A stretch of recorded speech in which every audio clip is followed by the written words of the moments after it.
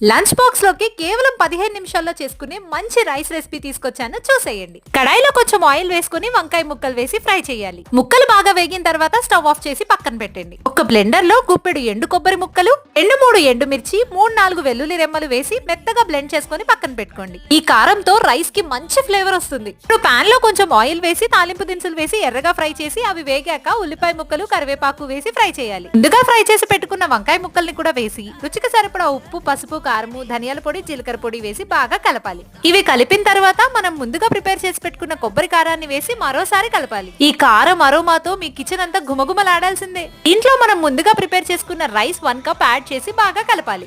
అంతా కలిపిన తర్వాత ఒకసారి టేస్ట్ చూసి సాల్ట్ సరిపోకపోతే అడ్జస్ట్ చేసుకోండి.